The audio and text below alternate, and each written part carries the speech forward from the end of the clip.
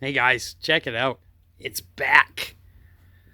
I finally saved up enough money to, if this thing needed to be completely rebuilt, I would have been able to cover the cost. I had a couple of offers from two different gentlemen that offered to repair the radio, the amplifier for me. One was going to do the work, which he is Julian's Random Project. You can find him on YouTube. I'll leave a link in the description so you can get to this great YouTube channel. He does a lot of repairs. Does some really good repairs too. There was two reasons I didn't take him up on the offer to fix the amp for me.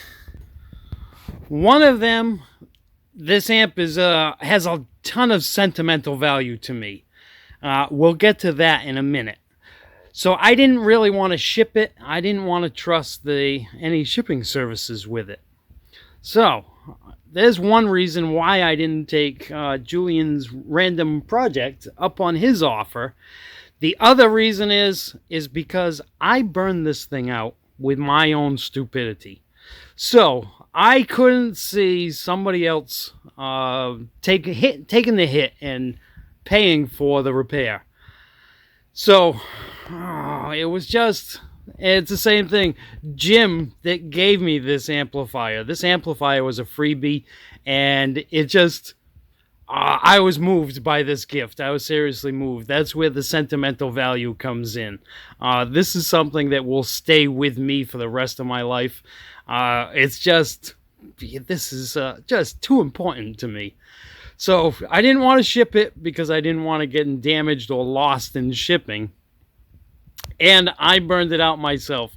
Jim offered to pay. Not only did he give me this amplifier, but he offered to pay to have it fixed.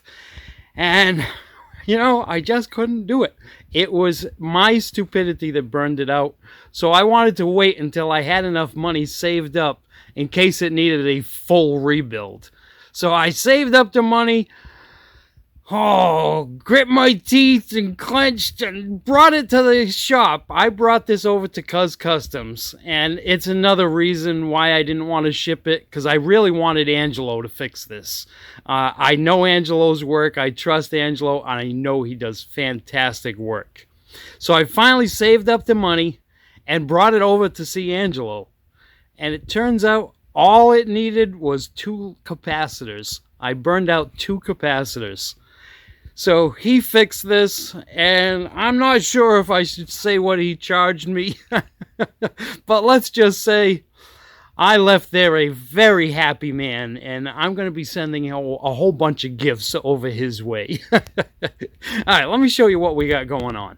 Let me shut it off. From now on, I'm going to be just slow cruising this thing. I don't want to abuse it again. It was an accidental burnout. I was talking with Kate in England, and we were on sideband, and she suggested that we try FM. Well, this was first thing in the morning for me. I was just starting out on my first cup of coffee, and I wasn't thinking, and I switched the radio over to FM and never reset the power level. I was throwing a straight 30 watts of power into that poor amplifier. That poor thing, and it was for a while. I talked to Kate on it probably for about 5 minutes on FM, and then I talked to a half a dozen other guys in England.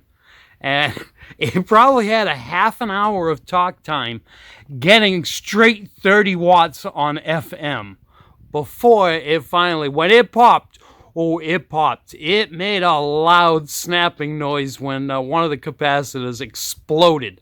There was soot all over inside of that amplifier, and the capacitor just looked like a little chunk of charcoal.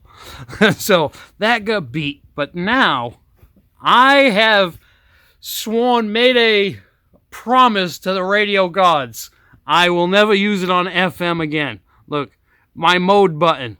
We press it, we go AM, upper sideband, lower sideband.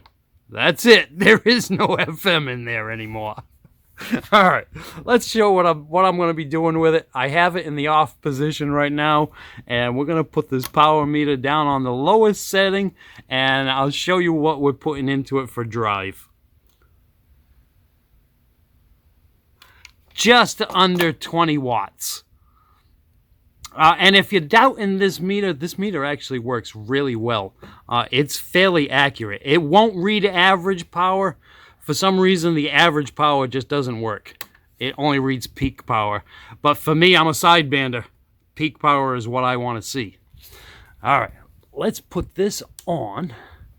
And we have its variable power set into the highest setting. And let's take a look with just under 20 watts in. Let's not break that meter. We need to go way up to that top scale. With 20 watts in, just under 500 watts out. Like I said, I'm just going to slow cruise it from now on. 400 is the area I want it to be above. There's levels when it comes to how well you get skip. You'll be able to make contacts on DX. And 100 watts is a great starting point and will get you heard a lot. And then the next jump up is about 400 watts. If you really want to see a difference in the amount of contacts you get, you got to jump up to at least 400. So this amp, running it, slow cruising it with about 19 watts in on sideband, it's giving me just under 500 watts out. Again, huge, huge, huge thank you. Thank you so much, Angelo. You guys are awesome. Cuz Custom CB Shop. If you need an amplifier or need your amplifier repaired, hey, they're the guys to call. All right, guys. I'm sure I'll be heard a little bit better on the air now. At 73s.